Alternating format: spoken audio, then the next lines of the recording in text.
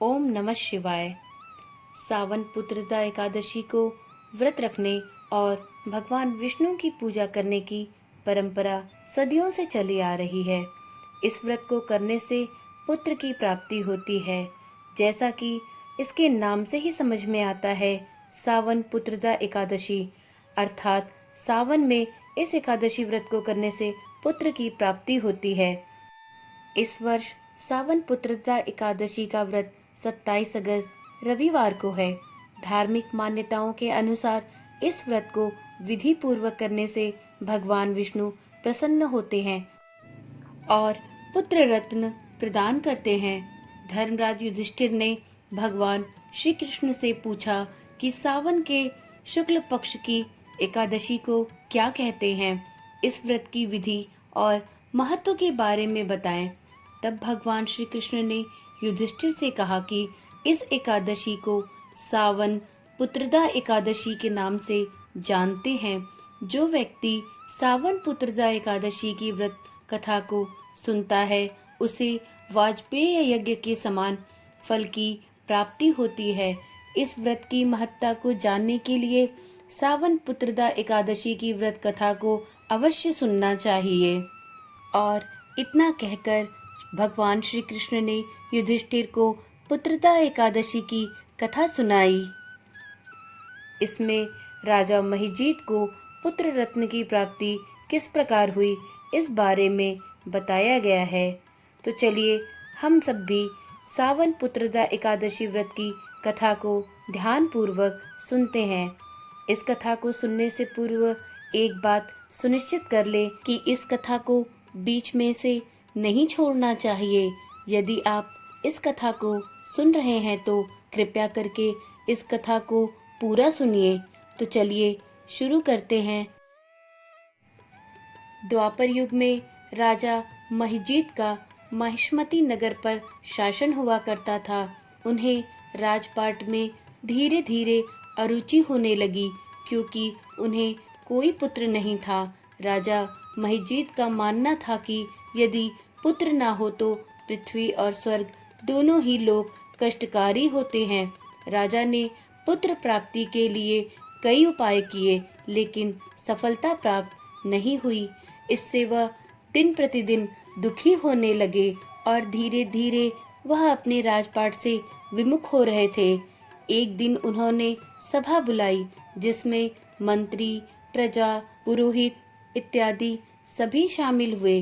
राजा ने सभी से कहा कि उन्होंने पूरे जीवन लोगों की सेवा की, प्रजा को संतान की तरह पाला पोसा, किसी से सौतेला व्यवहार नहीं किया, दान और पुण्य कार्य में भी कभी कोई कमी नहीं रखी। लेकिन उसके पश्चात भी यह कष्टपूर्ण जीवन जीना पड़ रहा है। आज तक उन्हें कोई पुत्र नहीं हुआ और वह अभी तक संतान सुख से वंचित हैं। इसका क्या कारण है? राजा ने इस प्रश्न का जवाब पाने के लिए अपनी प्रजा और मंत्रीगण को जंगल में भेजा। ऋषि और मुनियों के आश्रम में जाकर राजा महिजीत के कष्ट को दूर करने का उपाय पूछने के लिए उनसे विनती की। और ऐसे ही एक दिन वे लोमेश ऋषि के आश्रम में पहुंचे। उन्होंने लोमेश ऋषि को प्रणाम किया और अपने आने का कारण बताया। उन सभी लोगों ने लोमेश ऋषि से राजा महिजीत के दुख को दूर करने और उनको पुत्र रत्न की प्राप्ति का उपाय बताने का अनुरोध किया।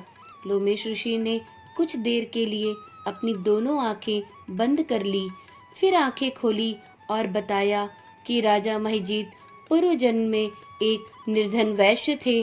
उन्होंने धन की लालसा में कई बुरे कर्म किए।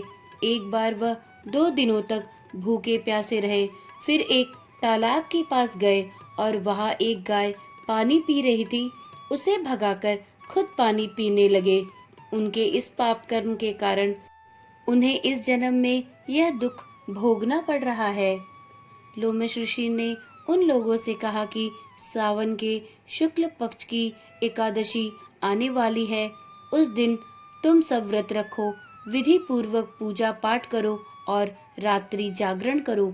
इससे तुम्हारे राजा का पाप नष्ट हो जाएगा और उन्हें पुत्र की प्राप्ति होगी। लोमेश ऋषि के इस उपाय को जानकर सभी लोग नगर वापस लौट आए। सावन शुक्ल एकादशी को सभी मंत्रियों और प्रजा ने लोमेश ऋषि की बताई विधि के अनुसार ही व्रत रखा, पूजा की और रात्रि जागरण किया। उसके बाद द्वादशी तिथि को सभी ने उस एकादशी व्रत के पुण्य फल को राजा महिजीत को दान कर दिया। उस व्रत के पुण्य फल से रानी गर्भवती हो गई। बाद में उन्होंने एक गुणवान पुत्र को जन्म दिया। इस वजह से सावन शुक्ल एकादशी को सावन पुत्रदा एकादशी या सावन पवित्रा एकादशी भी कहते हैं।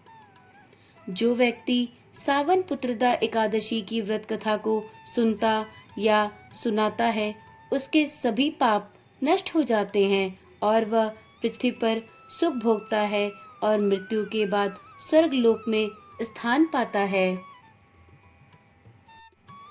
इस प्रकार इस पौराणिक कथा के अनुसार ही प्राचीन समय से ही पुत्रदा एकादशी व्रत का प्रारंभ हो गया।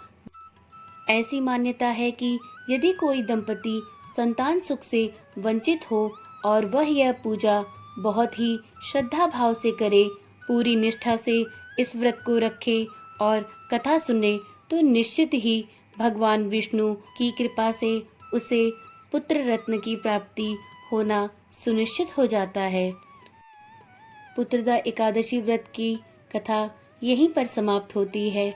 फिर मिलते हैं एक और नई जानकारी के साथ। तब तक के लिए धन्यवाद।